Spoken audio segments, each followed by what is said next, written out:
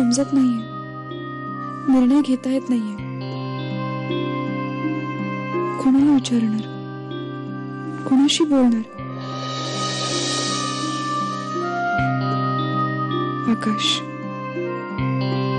आकाशीच बोलू शकते मी. अरे पण हे सगळं तू आम्हाला आधीच का नाही सांगितलंस? आणि आता सांगतोयस ते सगळं अर्धवट. फक्त तुझी बाजू तू आमच्या पुढे मांडतोयस. मी तुम्हाला सांगितलं नाही त्याचं कारण मी तुम्हाला मगाशीच सांगितलं. आणि आता तिचा निर्णय येण्याआधी मी तुम्हाला सांगतोय कारण तुम्हाला सगळ्यांना माहिती आहे मी कुठलीही गोष्ट तुम्हाला सांगितल्याशिवाय करत नाही. मग आता कसं करेल? एक लग्न मोडलं मी समजू शकते. त्यावेळी सुधा वहिनीच्या आजारपणाचं निमित्त होतं.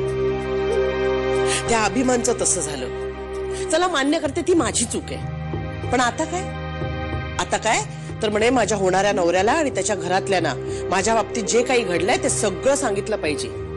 या हट्टापायी माझ्या मैत्रिणीचं चांगलं स्थळ घालवलं.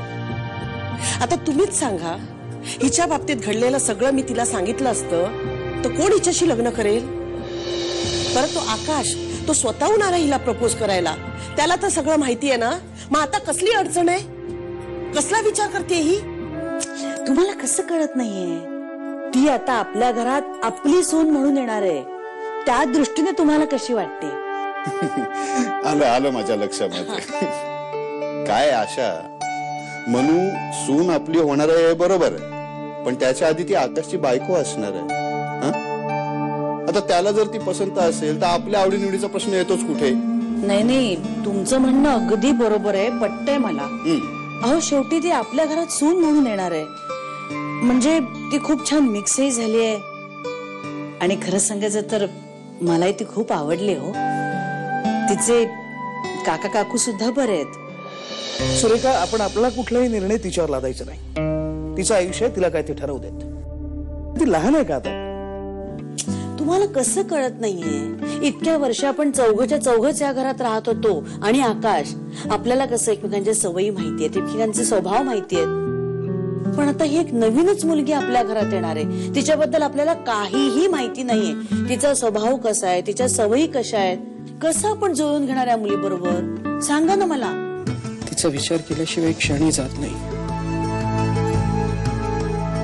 तिला होत असेल असं. काय ठरवत असेल ती, काय विचार करत असेल. मी खरंच प्रेम करतो तिच्यावर मनापासून, आणि म्हणून लग्न करायला तयार आहे तिच्याशी. बस, दुसरं काही नाही.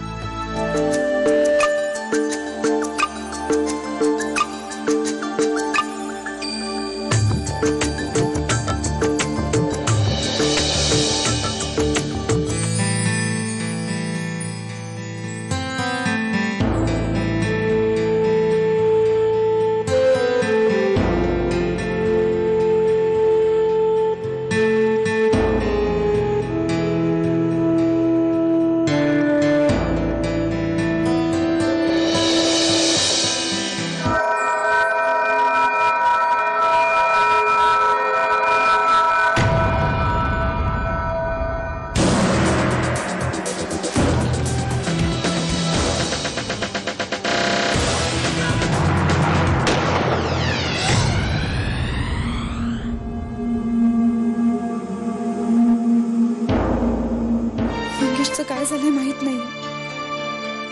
त्याची माणसं अजूनही माझ्या मागावर आहे. आकाशलाही शोधत असणार. आकाशला काही झालं तर